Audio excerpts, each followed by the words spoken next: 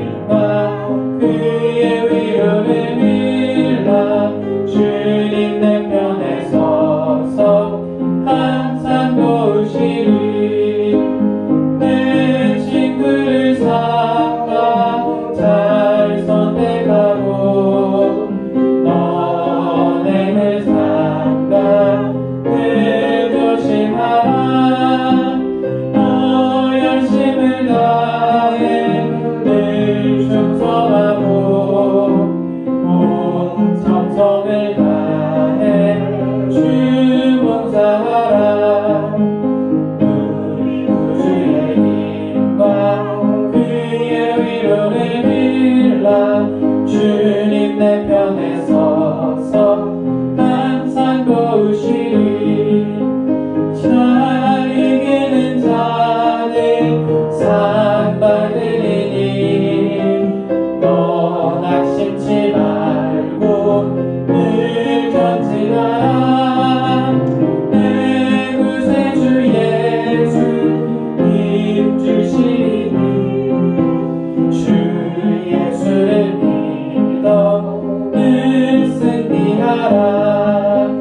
우리 구주의 힘과 그의 위로를 빌라. 주님 내 편에 서서 항상 도우시리. 아멘. 다시 성경은 룻기 1장 1절에서 10절까지 말씀 보도록 하겠습니다. 룻기 1장 1절에서 10절까지 말씀입니다.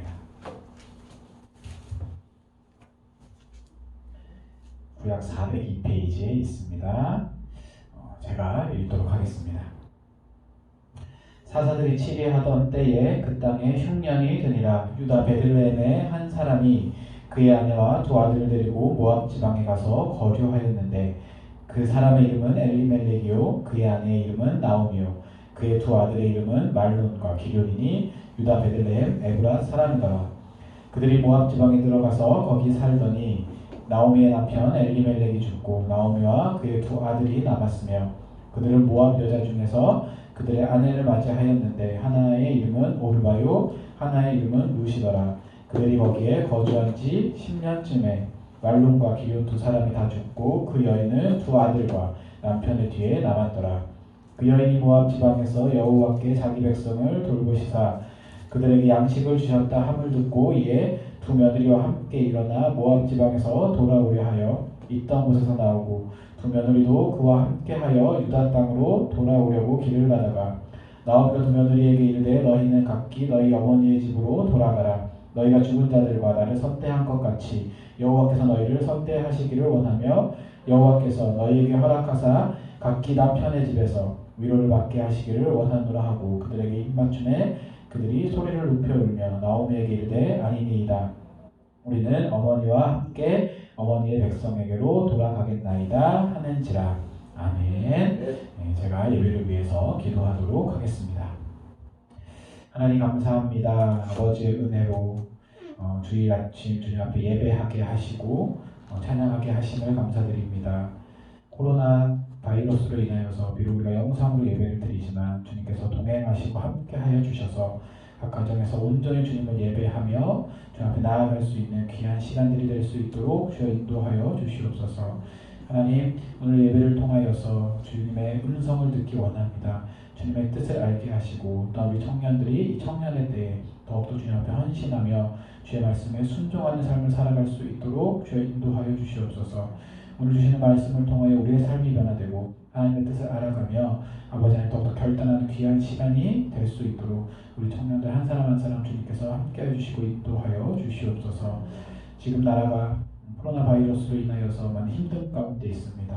이럴 때일수록 우리가 더욱더 하나 되며 우리가 더욱더 기도하고 주님의 그 섭리를 바라보며 우리가 이 위기를 말씀과 기도로서 잘 헤쳐나갈 수 있도록 아버지 인도하여 주시옵소서. 우리 청년들 또한 더욱더 주님 앞에 나아가기 원합니다. 우리의 삶을 주님께서 받아주시며 우리가 더욱더 주의 뜻에 순종하는 귀한 주님의 일꾼들 될 수 있도록 도와주시고 아버지 하나님 이 시기를 통하여서 아버지만 높이며 우리의 삶을 주님께 온전히 드리는 귀한 주님의 일꾼들 될 수 있도록 인도하여 주시옵소서. 오늘 예배를 통하여서 하나님만 홀로 영광 받기를 원합니다. 영과 진리로 예배하며 주님께서 기뻐하시는 시간이 될 수 있도록 인도하여 주시옵소서. 감사드리며 예수님의 이름으로 기도드립니다. 아멘. 우리 다 같이 우리가 봉헌하도록 하겠습니다.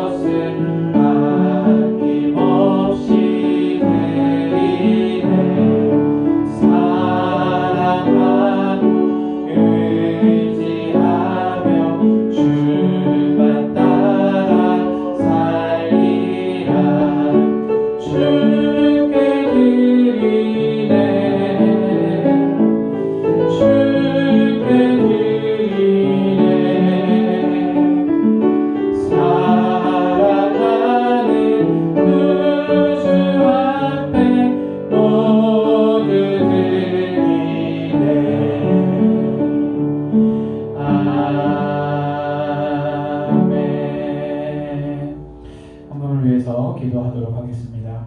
하나님 감사합니다. 아버지의 은혜로 주님 앞에 예배하면서 우리가 빈손으로 오지 않고 주님 앞에 귀한 예물을 정성스럽게 준비하여 드리게 하심을 감사드립니다. 이 예물이 쓰이는 곳마다 오직 주님의 은혜가 나타날 수 있도록 주님의 사랑이 나타날 수 있도록 주님께서 함께하여 주시옵소서.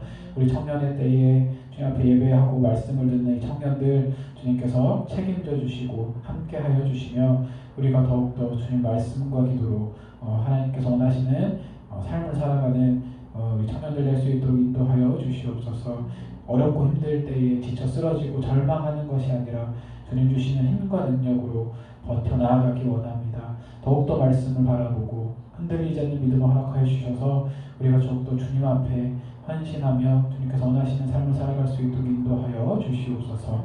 감사드리며 예수님의 이름으로 기도드립니다. 아멘. 예, 오늘 우리 룻기서 말씀을 통해서 주님께서 주시는 말씀을 나누는 귀한 시간이 될 수 있기를 바랍니다.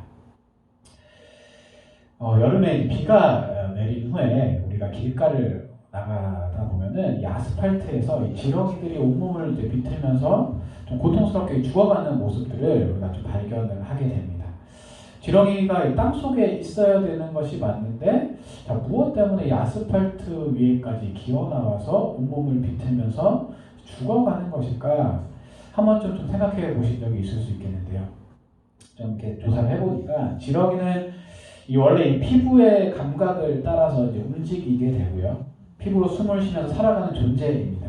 그런데 비가 많이 와서 이 흙 속에 물이 가득 차오르면 숨을 쉬기가 어려워지는 거예요.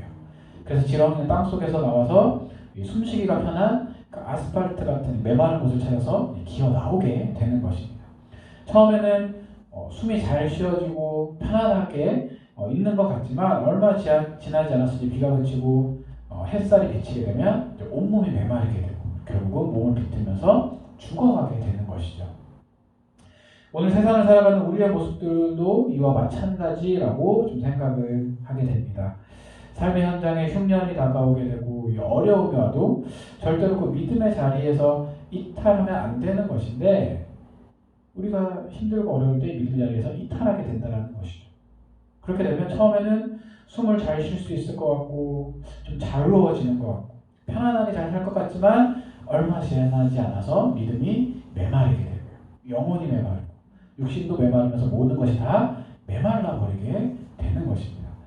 그래서 더 큰 흉년을 만나게 되고 어려움을 당하는 것이죠.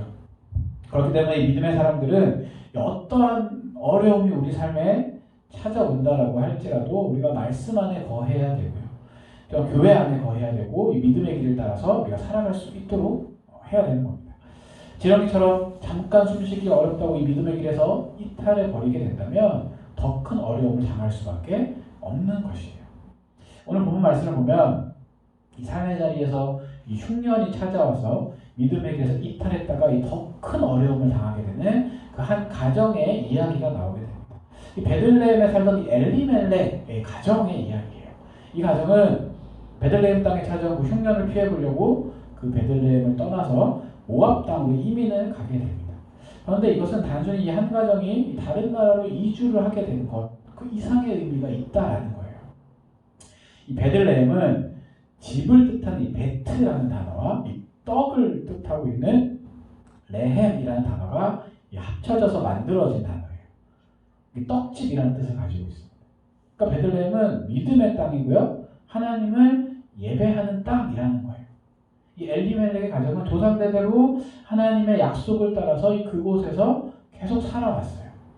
그런데 그 땅이 가물어서 이 흉년이 들게 되었을 때 그 다른 가정들은 모두 이 고통을 견디면서 버티고 살아가고 있었지만 이 엘리멜렉의 가정은 그 믿음의 자리에서 이탈해서 이방 땅이 모압으로 떠나게 된 것이죠. 눈앞에 어려움이 찾아오니 하나님의 약속을 뒤로 했다라는 겁니다. 흉년을 피해보겠다고 이 믿음의 자리에서 이탈을 한 거예요. 그들은 그렇게 약속의 땅을 떠나 이방인의 땅으로 자리를 이동하게 되죠. 처음에는 떠나온 이 베들레헴보다 이 모압 땅이 훨씬 더 좋았을 수도 있어요. 그런데 얼마 후에 이 가정에는 굉장히 큰 이 어려움이 찾아오게 됩니다. 남편 엘리멜렉이 죽게 되죠. 또 얼마 가지 않아서 두 아들도 다 죽게 됩니다. 이 기가 막힌 인생에 흉년이 찾아온 거예요. 더 큰 흉년이 찾아오게 돼요. 그런데 이 가정이 다시 믿음의 자유를 되찾기로 결단해서 돌아오게 됐을 때 새롭게 하시는 하나님의 은혜를 경험하게 된다는 거예요. 어떻게 이 가정이 흉년의 아픔을 이기고 다시 베들레헴으로 돌아오게 되고 또 어떻게 다시 회복을 누릴 수 있게 되었을까요? 오늘 우리에게 주신 이 말씀을 통해서 우리를 새롭게 하시는 그 하나님의 음성을 듣고 깨달을 수 있는 귀한 시간이 될 수 있기를 바랍니다. 이 엘리멜렉이 베들레헴에 흉년이 들었을 때 과연 어떠한 행동을 하는 게 옳았을까요?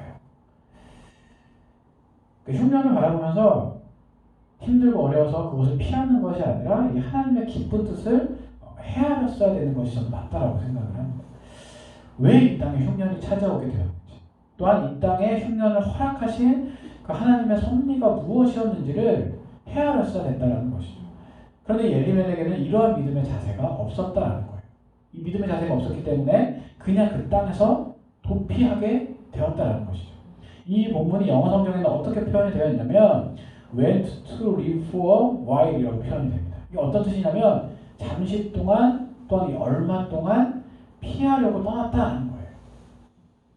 그러니까 눈앞의 흉년을 피하기 위해서 잠깐 동안 도피했다는 것이죠.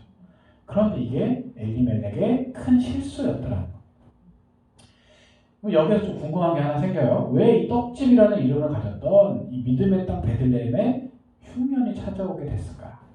성경을 보면 그 이유를 암시하는 말씀이 나타납니다. 루키 1장 1절에 보면 이렇게 말씀을 해요. 사사들이 치리하던 때에 그 땅에 흉년이 드니라. 여기에 좀 깊은 의미가 있다는 거예요. 사사들이 치리하던 때 어떤 때일까요? 사사기 말씀을 보면 사사들이 다스리던 때는 사람이 각기 자기의 소견에 옳은 대로 행했던 시기라는 거죠. 사람들 마음대로 살았던 시기라는 거예요.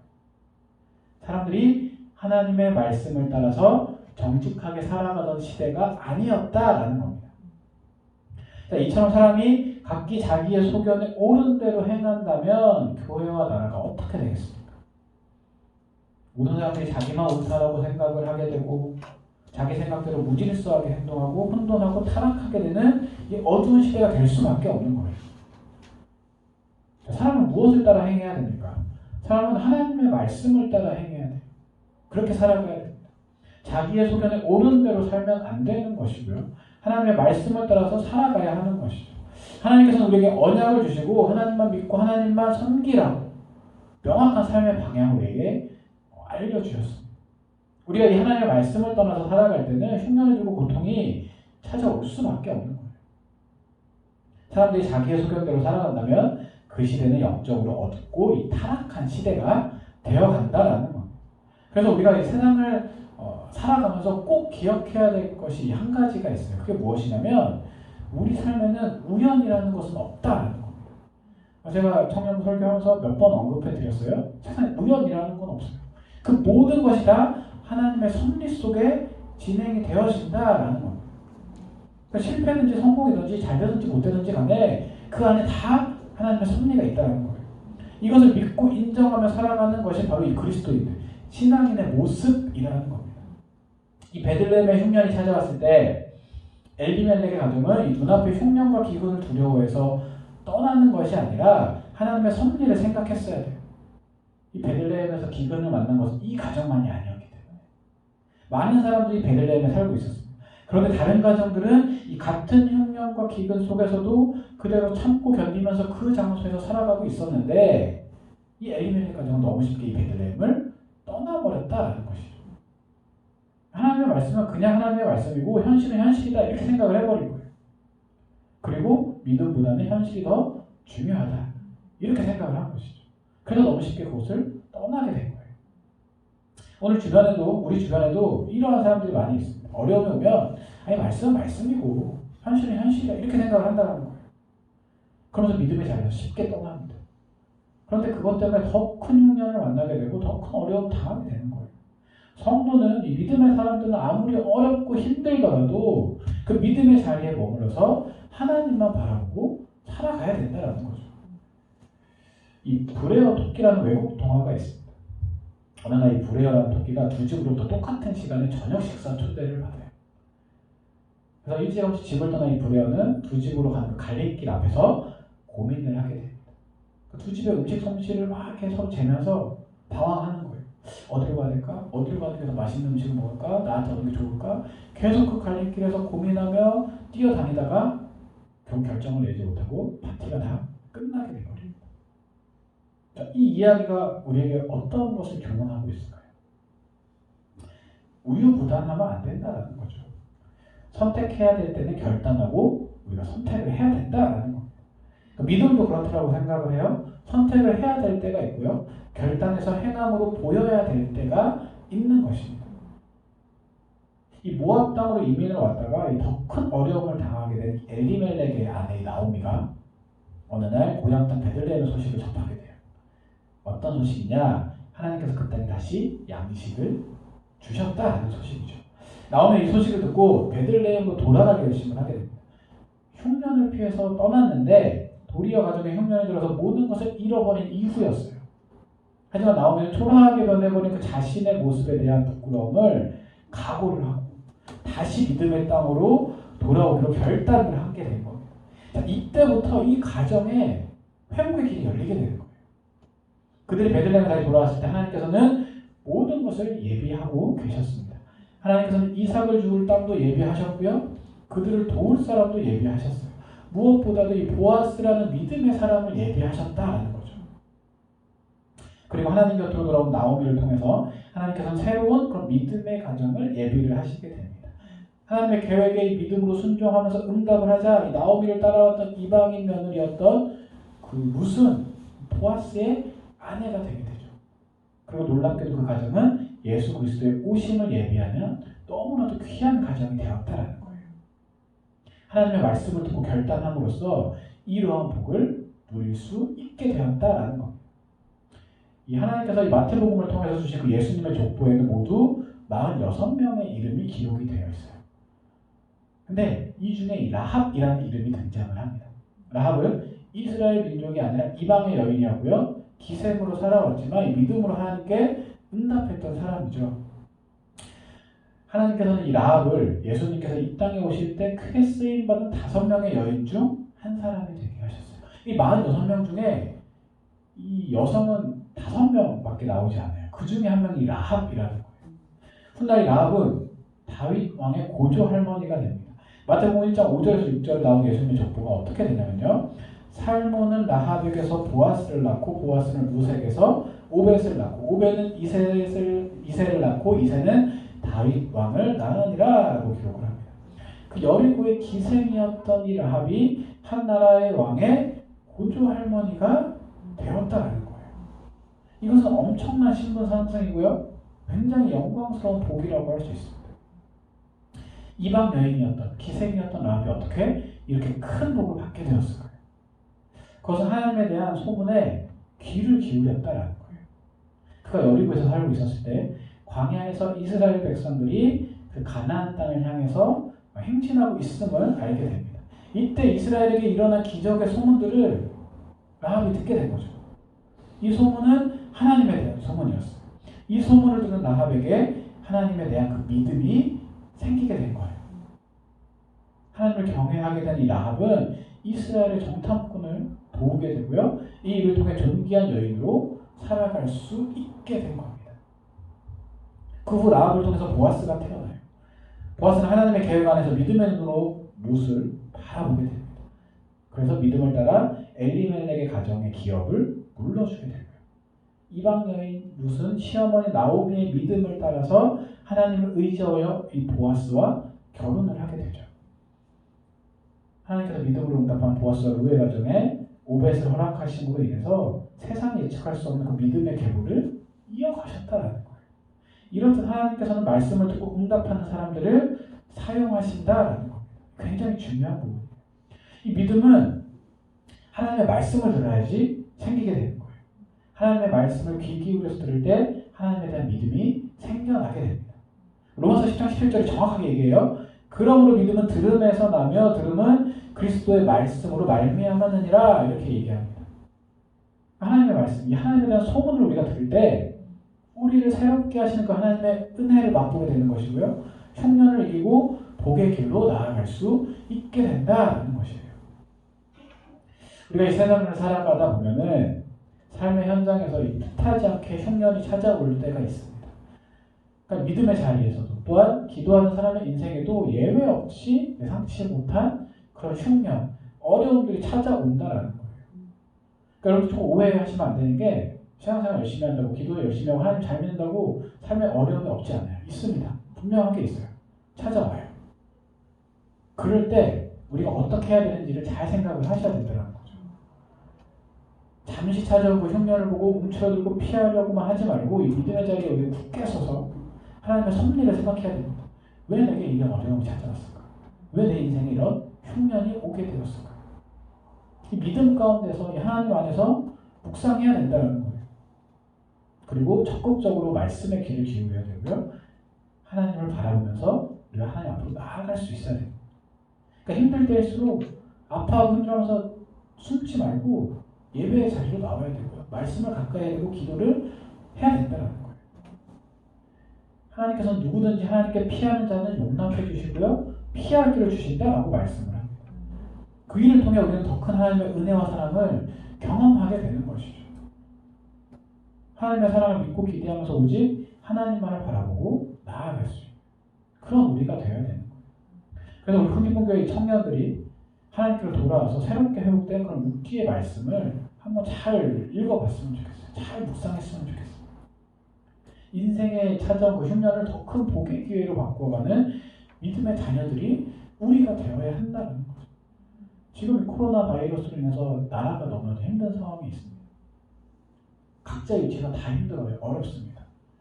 또 어디에서는 뭐 한국 기독교 또 위기라고 개신교 힘들다라고 얘기를 많이 하죠. 뭐 이럴 때에서 우리가 어떻게 해야 될까요? 네가 잘했다, 내가 잘했다 이렇게 서로 잘잘못을 따질 때가 아니죠. 힘을 합쳐서 이 위기를 극복할 수 있도록 해야 되고요. 또한 우리는 우리의 자리에서 예배하면서 말씀과 기도로 더 나아가야 되는 거예요. 하나님의 은혜를 구해야 되죠.